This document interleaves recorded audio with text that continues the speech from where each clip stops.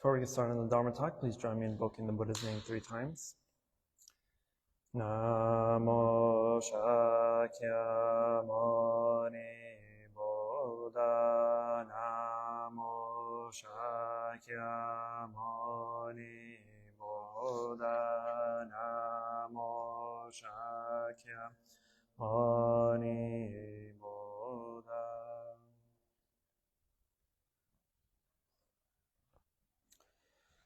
Dear Venerable Abbot, dear Sangha, good afternoon, morning. Is it some morning? Some morning. Sorry, I'm so used to saying good afternoon, I totally forgot what time it was. Okay. So, our big topic today is on Bodhicitta. So, I'm going to attempt to section this off. So, part of the development of bodhicitta is also the development of our bodhisattvahood, right? Our ability to be and the ability to be bodhisattvas and to continue that practice, that job of being a bodhisattva. So, before I get to that, bodhicitta. So bodhicitta is actually pop quiz. Who wants to tell me what bodhicitta means? Except you. I already answered that question yesterday. Sorry?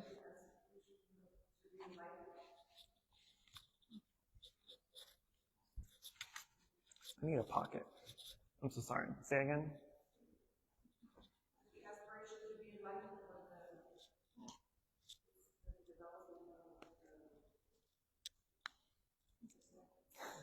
Enlightened mind, the development of enlightened mind. So bodhicitta, we can break it down a little bit. So bodhi means enlightenment or awakening.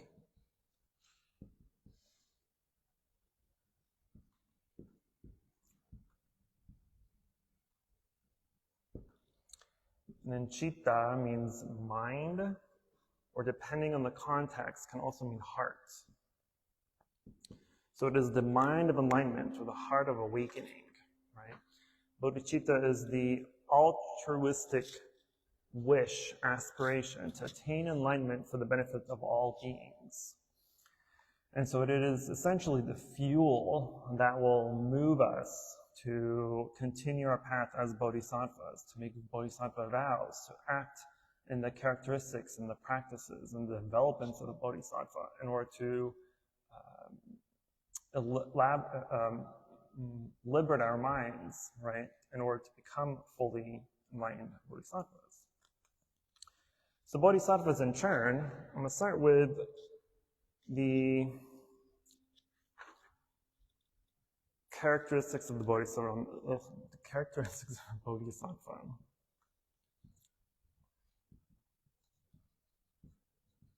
So bodhisattva, likewise, can be broken up into 2 pieces. Bodhi, I already know, means enlightenment for awakening. Sattva means being, or sometimes even sentience. But we're going to go with being because it's a prettier word. So bodhisattva is the aspiration that we all want to achieve as well, right? We want to achieve the awakening mind of bodhicitta in order to become enlightened bodhisattvas for the sake of ourselves and all sentient beings. So at bodhisattva, if we, according to the texts we read and the sutras we read, sometimes we have this idea of bodhisattvas being these great mystical beings, these omniscient beings, powerful, they're kind of out there and away from us, and not part of us. But in reality, bodhisattvas are among us, right? Bodhisattvas are not necessarily supernatural mystical beings. They're just practitioners of the path, practitioners or beings that have awakened to the path, or awakened to the ability to see the path. And so we are all aspiring bodhisattvas, right? We not might be fully enlightened yet, but we are still on the path, right? And so the Bodhisattva being is kind of also broken down. I'm going to talk about 4 specific aspects of the Bodhisattva.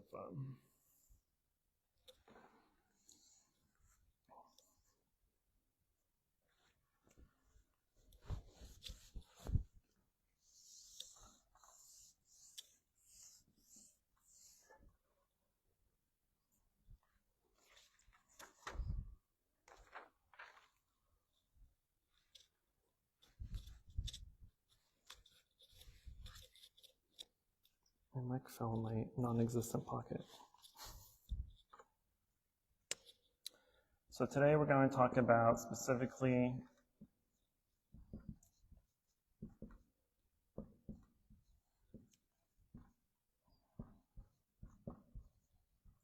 Bodhisattva characteristics, the Bodhisattva practices. Where is it next? It is on next. Perspectives.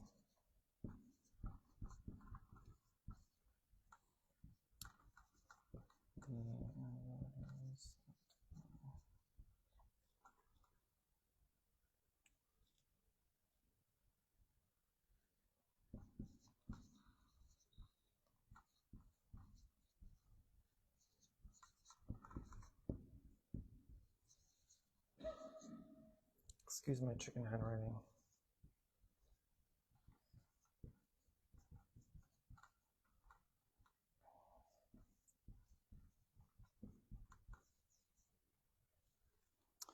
So these are the 4 aspects of our Bodhisattva path.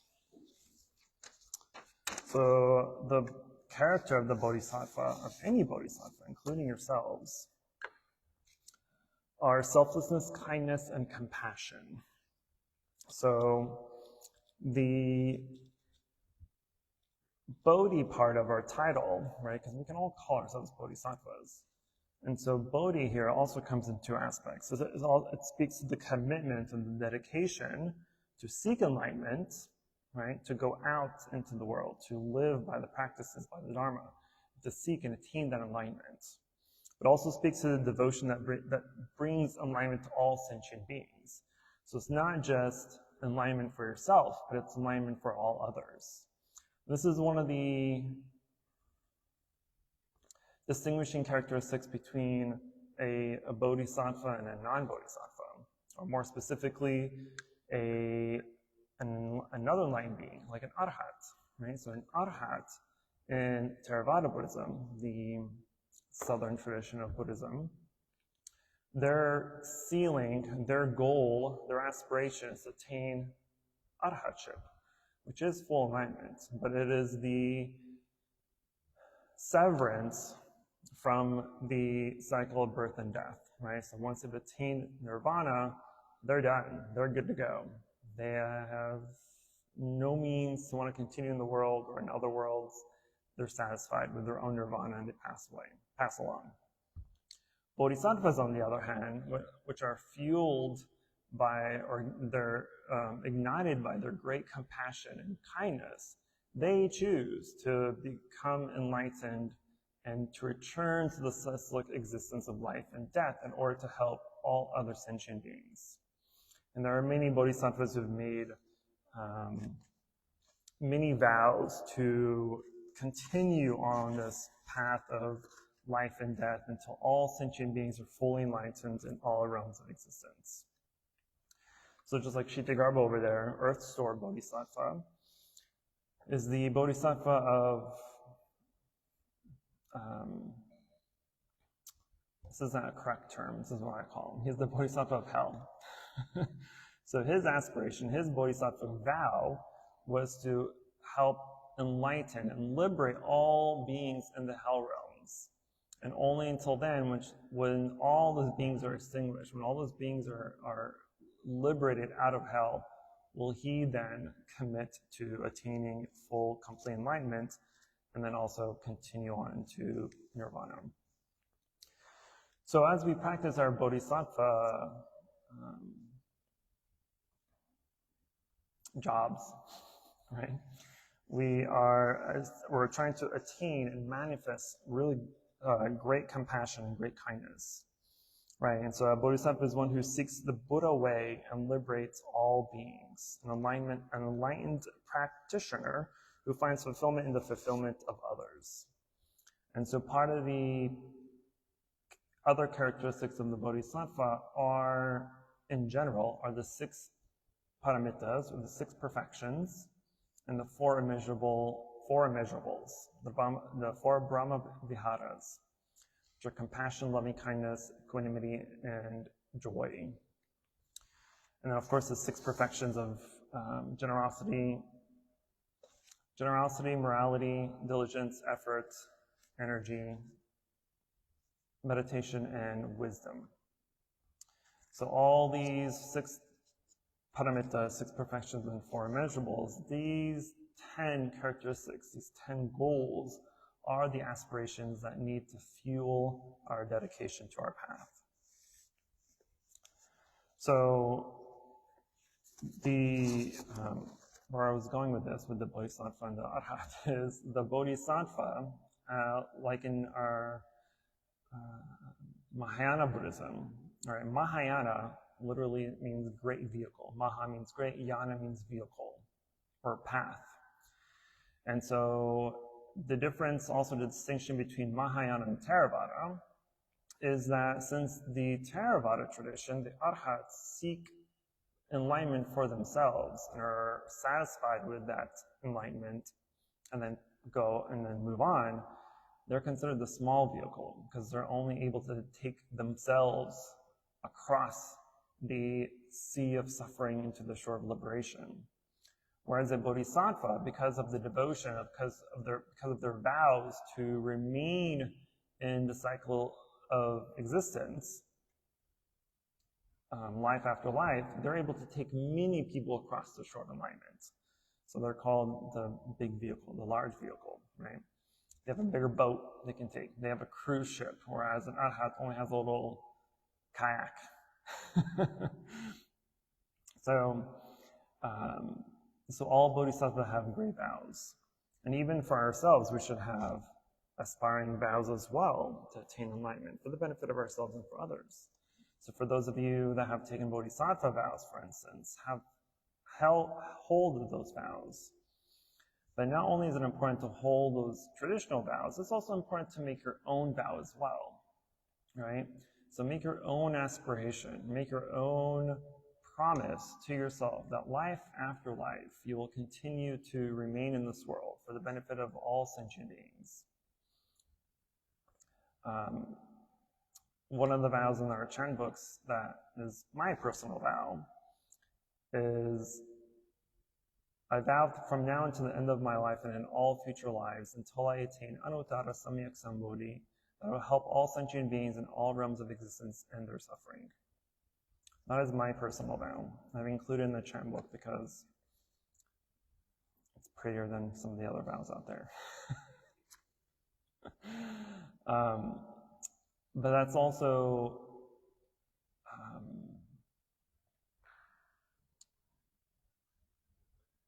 but that also should give you the creativity, the ability, the desire to create your own vow as well. It doesn't have to be anything fancy. It can also just be the 4 bodhisattva vows, right? Sentient beings are limitless, a vow to liberate them. Afflictions are endless, a vow to eradicate them.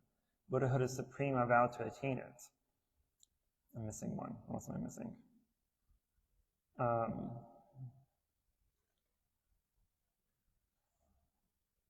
Sentient beings are limitless, a vow to liberate them.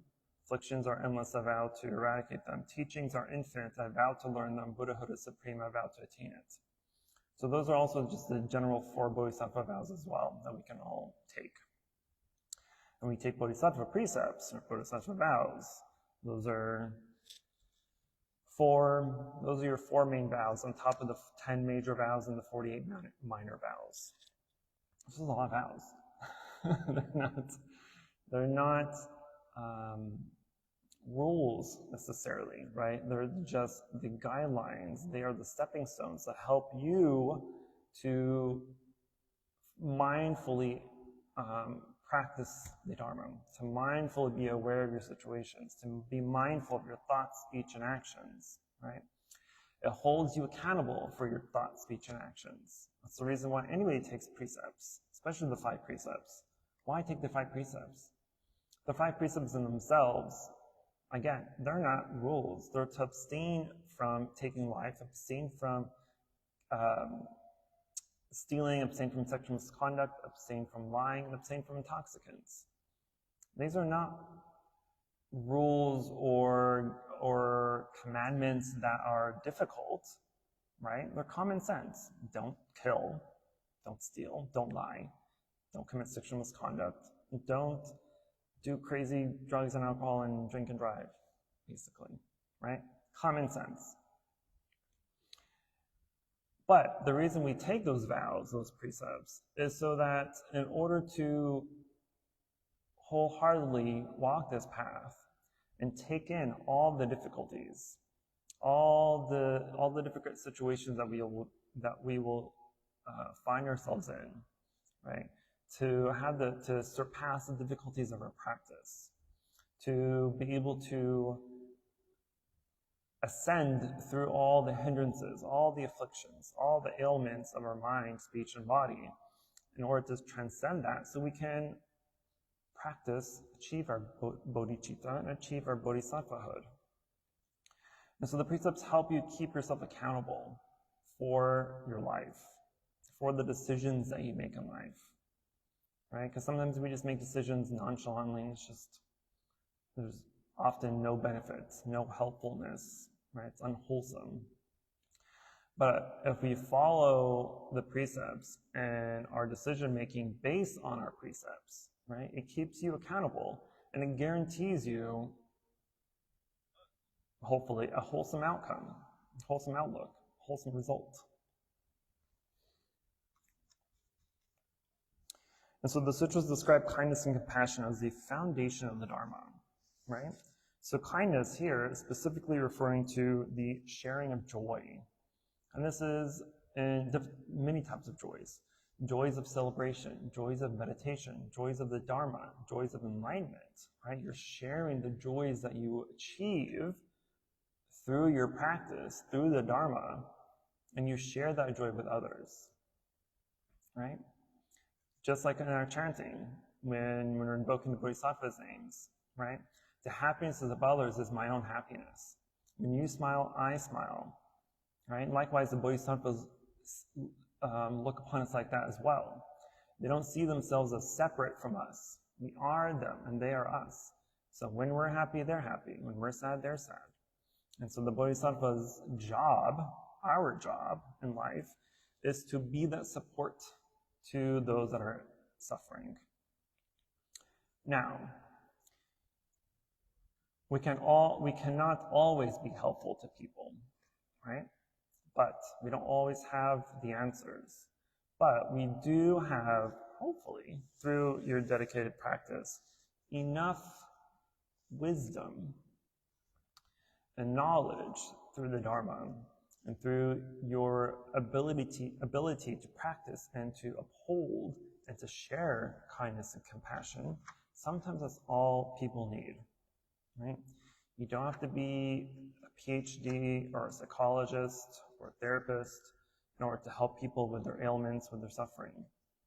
Oftentimes, most of the times, they simply just need kindness and compassion, right? Avalokiteshvara Bodhisattva, as we chanted and invoking their name, they are the Bodhisattva of great compassion, of great kindness, of deep listening. Deep listening is very important for a Bodhisattva because in our everyday lives, we are habitually never truly listening to people. As someone is speaking to you, oftentimes already in our mind, we're rehearsing what we want to say next. We're rehearsing what our reply would be. We're rehearsing what our comeback would be if they're yelling at us or insulting us, right? We're already kind of trying to step ahead of them. Be a step ahead of them. But that's not deep listening. How are you deeply listening if you're already having a monologue in your mind, trying to figure out what you want to say next? How do you want to insult them back? How do you want to hurt them back? So instead, we deeply listen to the people and their suffering.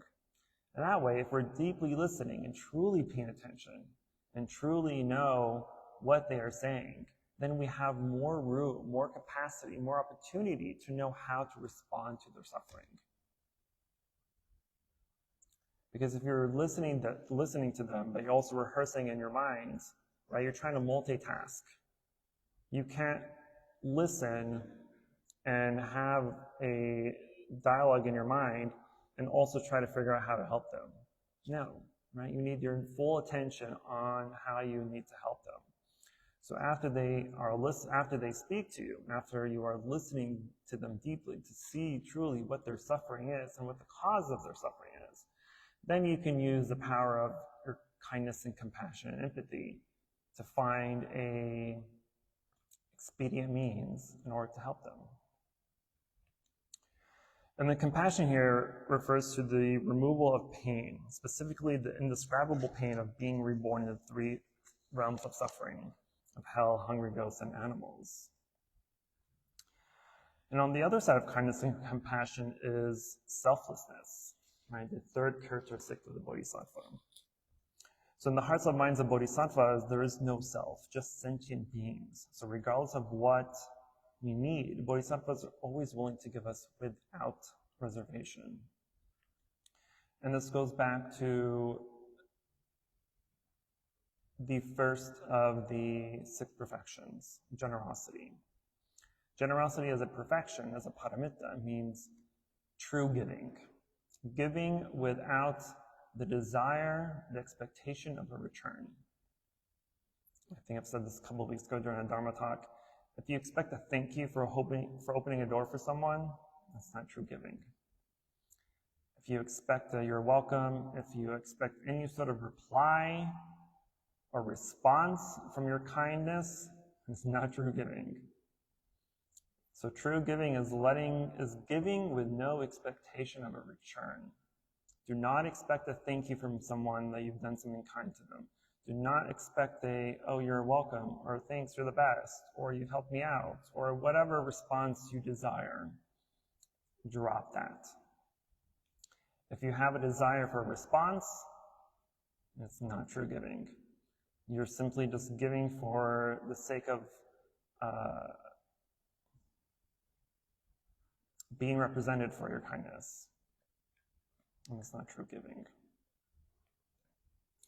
So kindness and compassion give bodhisattvas the strength to help us through the sea of suffering that we call life.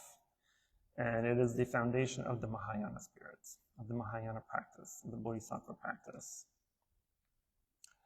The second aspect of the bodhisattva is perspective. And this is specifically the perspective on the bodhisattva's ability to penetrate prajna, which is wisdom, true wisdom, and shunyata, or emptiness. I'm not going to talk about this too much because it's a much longer discussion than we have time for. But the prajna, or wisdom, is the wisdom that allows us to see through worldly differences. So it's showing us the differences between capable versus inept, physical versus mental, or self versus others. So prajna wisdom is the non-discriminating mind, where clinging to the discriminating notion of self and other objects is absent. So in other words, prajna wisdom allows us to understand emptiness, shunyata, that self and the universe are one, are mutually interdependent, and all sentient beings and ourselves are one. And I want to recite a Noyce quote. So from a worldly viewpoint, our world is full of differences, such as tall and short, poor and rich, filthy and pure, or ignorant and intelligent. From the viewpoint of prajna wisdom, however, all these differences in phenomena do not exist in absolute sense. They are nothing but the result of varying causes and conditions. All phenomena of the universe, be it physical or mental, be it self or others, do not exist in their own, but as a result of a combination of many factors.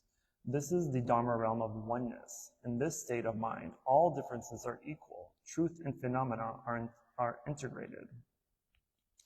Bodhisattvas live in this realm of prajna wisdom. Thus, bodhisattvas do not look at sentient beings as apart from themselves.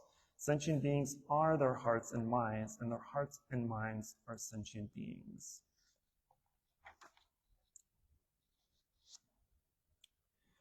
Of course, with the pure and great compassion of bodhisattvas, we all will work diligently and effortlessly to free all sentient beings from their ignorance.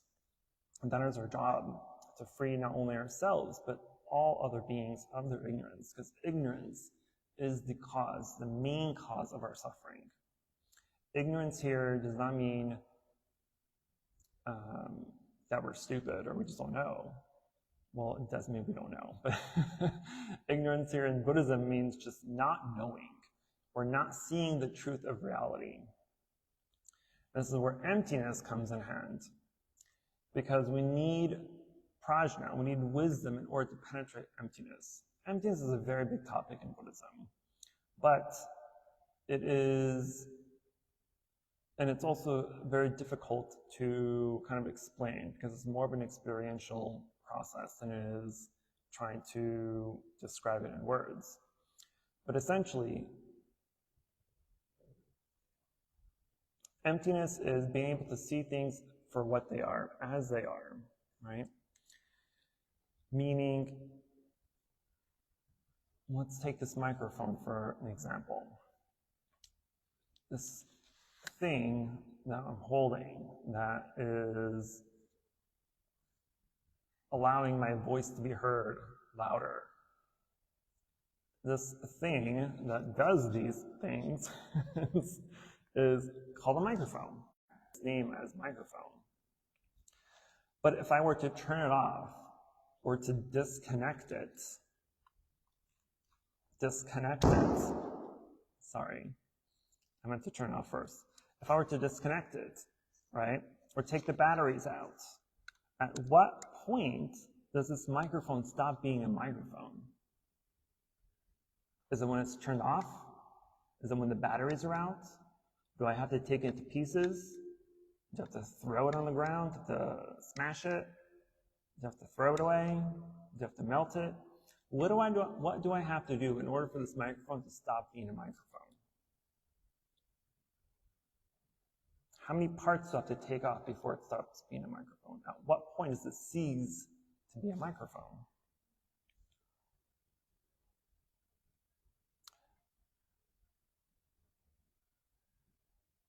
When there is anything that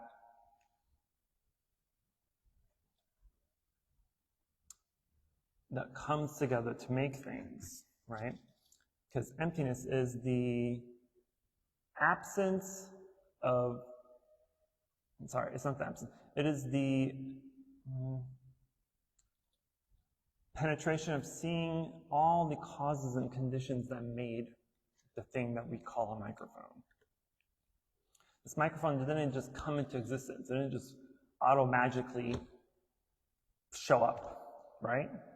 It needed causes and conditions. So it needed the material to make it. It needed the assembly line to put it together. It needed the workers to put it together, right? It needed stickers and tape and wires and electricity and all these other aspects that make it a microphone. But then those aspects that made the microphone also needs conditions. So the workers need parents for them to be born. The assembly line needed more workers to put it together. The materials needed nature or chemicals to put it together. And those causes needed other causes and conditions. And so the list is endless, right? So emptiness is being able to see and penetrate all things in life in that way. This isn't an orchid. It isn't purple or pink or whatever you want to call this color, right? It's an orchid because we've named an orchid. It's purple because we've named that color purple. But through the eyes of emptiness, it's simply a flower. It's simply nature. Because even if we dissect the flower, the flower is made out of what? Soil, water, air, the sun. Take any one of those elements out, and the flower ceases to exist. Likewise, we would cease to exist if causes and conditions were not correct. Imagine your parents not meeting. Imagine if they met a day earlier, a day later. You'd have not existed. Right? And so the eyes of emptiness sees all phenomena in this way. And we see all things in that way because then it helps to lessen the desire and the attachment that we have to things. Because through the eyes of emptiness, it doesn't exist. It's empty. It's empty of inherent existence. And this is not a bell that came out of its own accord that just magically appeared. It too needed causes and conditions. It needed materials and work and effort and time and money. Take any one of those aspects out, and the bell would not be here. So,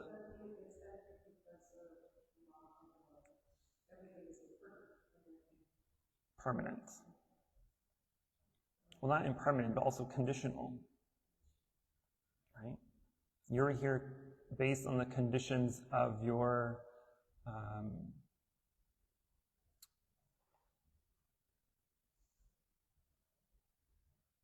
what's the word I'm looking for?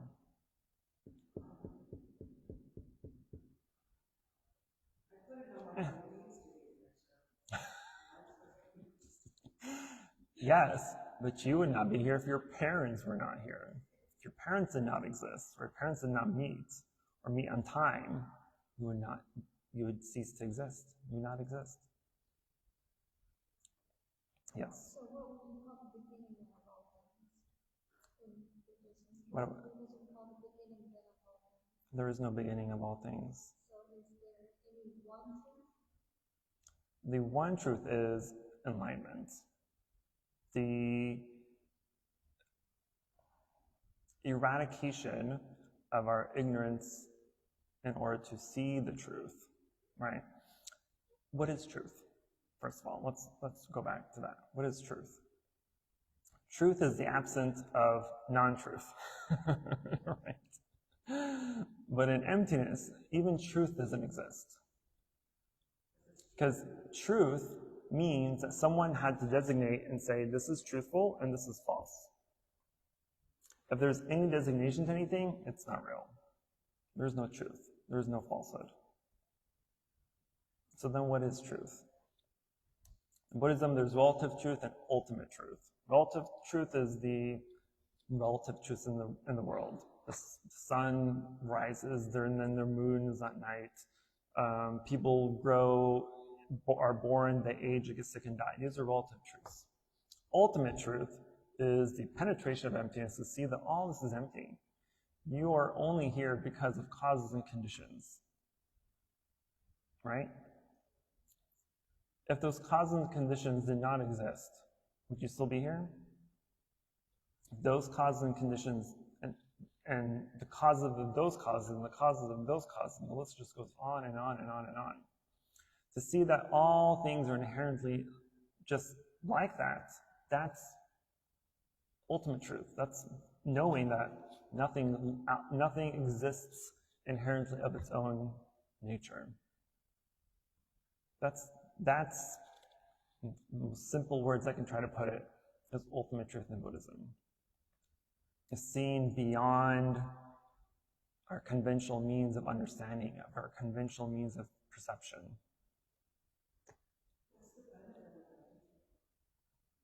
What's the benefit of that? You tell me. Well, because I'm saying, like, we all live in an illusion, right? We're trying to atheist, right? And then we see things clearly, but there is no clear path because there is no truth. I mean, learning to think that way helps you like decipher where you are, nature of things. What is the ultimate goal or truth of your path?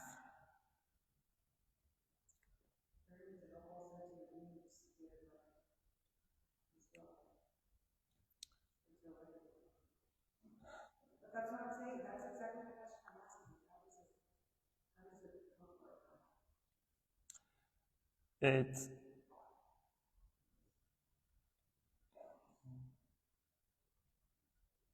Are we speaking of emptiness specifically? It is, so the reason we emphasize emptiness is because emptiness is the path that will enlighten our ignorance, right? The reason we see things through the non-emptiness eyes is because when we see things that are positive or beneficial or wholesome or desirable, we want them. And what does want cause? Desire. What does desire cause? Some desire attachment. So you can make better decisions because you see things as they really are. Correct. Because if you saw things as simply just pretty or beautiful, right, then that's going to raise desire for it. By raising desire for it, right, and let's say you do have it, you do get it, now you're attached to it. And now that you're attached to it, you are blinded by its impermanence because you don't see it through the emptiness eyes of wisdom. And because you don't see it through the emptiness eyes of wisdom and you hold on to it and you're attaching to it, and it's impermanent, which means what? It will go away. It's unlasting happiness. So if it's unlasting happiness, then what's the point of it?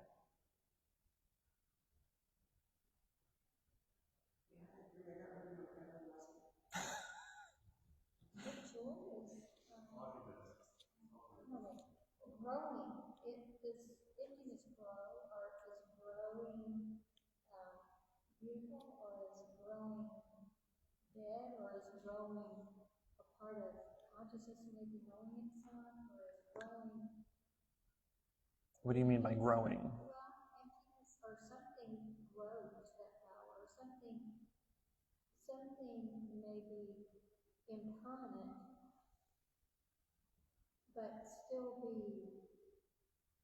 I mean, you can't kill like energy or atoms. So there's an existence because we Right. exist. Right. So that tends or seems like it grows. There seems like there's a growing, there's a good, there's something. I know impermanent. There's nature. I think it's what the word you're looking for.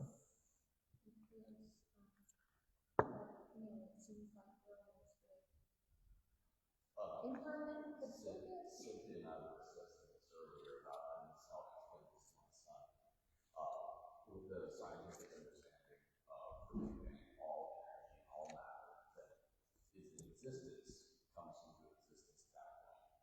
And they've all just been in continual state of transformation, which is the point of emptiness, is everything is constantly changing, transforming the person you are this morning with the thoughts you have this night. Now will not be the same person you are tonight when you go to bed, because of the actions and interactions of the universe upon itself. And so the idea of the form that the body is, or the flower that we perceive, it's been here the whole time, but it's in a constant state of transformation, and it's just upon karmic actions that it finds itself in the form with, or us in our form with the thoughts that we have. So the way our parents raised us, the way society, we interact with society, the way we interact with previous religions, or our ethics and our values is what's led us to this.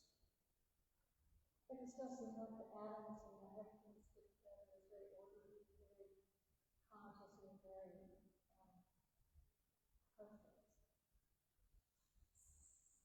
still just keep going and going and going and going and going and going. Well, that's just, Directing ourselves. that's the law of conservation of energy, right? The reason why we grow is because something does exist, but even that existence needed causes and conditions, right? So if we want to take back where this growing stems from, we can go all the way back to the Big Bang Theory. Big Bang. That's the beginning of our universe, supposedly. I don't believe that, but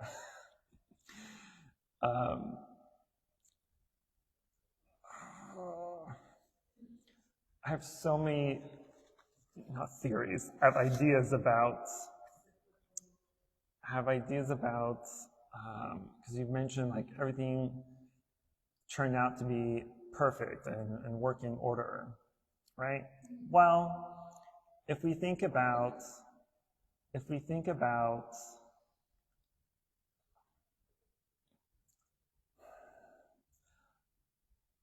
this has to do with my kind of ideas of like,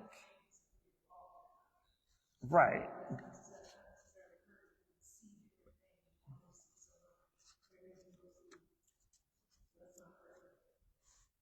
But the unseen is the most beautiful part of life. So those two things exist coherently. The seen and the unseen. So that would be imperfection and perfection, and emptiness and wholeness. So everything has its other side of the coin, or it doesn't move. Nothing would move. It captures sides of the coin. And that seems perfect in itself. Like something created so perfectly. Well, it's also the law of causality, right? So our universe is what, 13.8 billion years old? It's a long time, right? Assuming this is the one and only universe, which I don't believe. I believe there are other universes. So think of each universe as dice. If you roll the dice, what is the, what's the word I'm looking for? What is the chance that all of them would roll sixes? Or all of them would roll one? Or all of them would be 1, 2, 3, 4, 5, 6 in order, right? So maybe our dice of this universe rolled all sixes, and that's just the perfect combination out of the billions of universes out there. Ours was the one that had the correct and right causes and conditions to create life and to continue on life. Yeah, but all of us have the perfect, the universe has so many things that's true that we don't see beyond. Oh yeah, absolutely. And all the planets and all that is just, It's unfathomable. perfect too. I see that's all perfect. We see it as perfect, but if you go to a different galaxy, there could be life elsewhere, but their life could be based on, their atmosphere could be toxic to us, or only carbon dioxide, or only oxygen, or only sulfur. But those all have reasons too. Right. Just like two sides of the coin, Right. there's a reason for motion. Right. In order for us to grow. Correct. But regardless of that, it all needs the correct causes and conditions. And give it a time, it'll happen. And we've had 13, almost 14 billion years for it to happen. So give it time. Yeah. Likewise, our bodhisattvahood, because in the sutras, it mentions that a bodhisattva would be on the path for 10 kalpas trying to perfect their merit, and then another 100 kalpas trying to perfect their practice, right?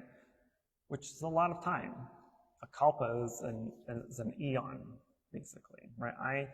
I view a kalpa, and this is not necessarily correct. This is just a personal opinion based on my studies and practices and research.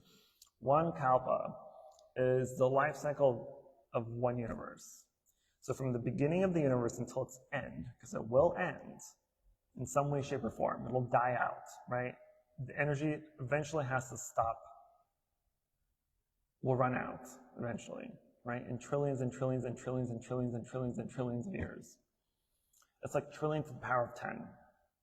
Like it's an actual calculation, right? That's how long the universe is going to last. So that entire span is one kalpa, and to me.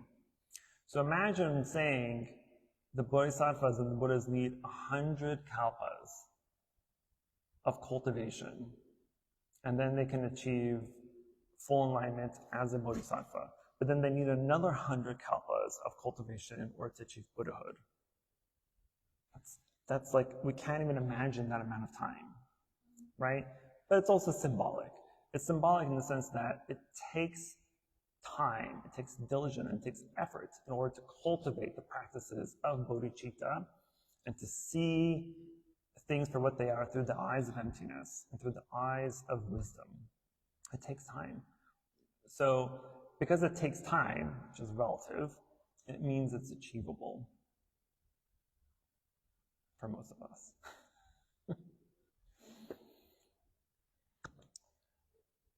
I have time for one question because I'm trying to be on super strict scheduling. I'm already 3 minutes overdue, but I'm going to give a chance for one question.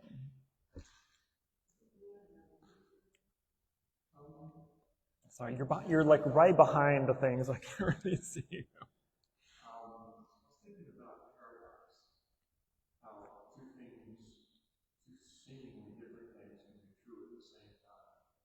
And it seems to me perhaps our everyday natural world, which we only see a little fraction of and say that's what it is, that's true for us in our day-to-day relative manner. But then there's an ultimate truth that's far beyond that. It's not separate from it, it's all the same thing. It's just that in our day-to-day world, we're stuck in this relative realm of is it good or bad, big or small, red or yellow. And at the same time, there's an ultimate truth, which, as we talk about in the sutra, is no eye or ear, no sound, taste, touch, it's beyond the senses. Because the senses give us a picture of the world. It's only one very limited what our senses can touch. So I think the ability to be comfortable with paradox is helpful. It's not all the way one way or all the way the other. Right. Both extremes can be parts of the same thing. Both. It's the middle way. And our everyday reality is not true, it's not untrue, it's just not complete. It's a limited concept. Because relative truth is only truth depending on the time and place of that truth. Right? The knowledge we have now is completely different and new knowledge according to what society had 100 years ago. And our knowledge and wisdom now is going to change 100 years from now. Right? Things change. And if they change, if there's any ability, opportunity for anything to change, it is not wholesome. It's not ultimate truth. But Bodhicitta is Bodhicitta. In the Buddha's time, in our time, and the end of the third kalpa, Bodhicitta will still be the truth of Bodhicitta. Correct. Correct. Yeah, so the truth of bodhicitta, the truth of enlightenment will not change, regardless of time and place. Because what is enlightenment? Difficult question, because none of us are enlightened. But enlightenment is essentially the absence of a lot of things, but mostly the three poisons of ignorance, greed, and anger, right? And it is the opposite of absence. It's in my tip of my tongue. Man, this is why I should have majored in English instead of. What is it?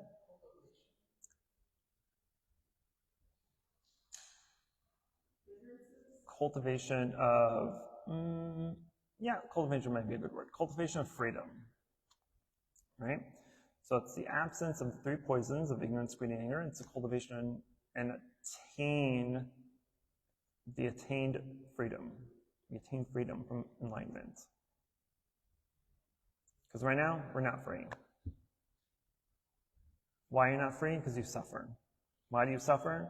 Because we are born, we age, we get sick, and we die. So until that's eradicated, and we attain enlightenment, then we're able to escape that cycle. There is no more cycle of birth, aging, sickness, and death.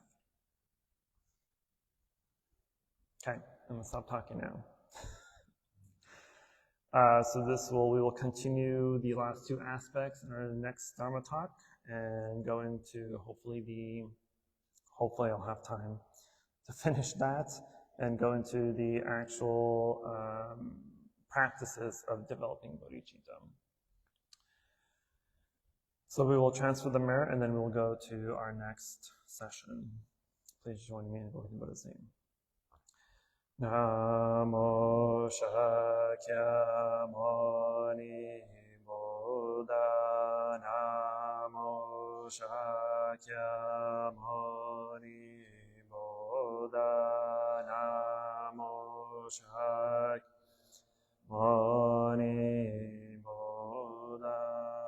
For any positive karmic action we have accumulated here today, we wish to transfer the merit to all sentient beings and wish them full enlightenment.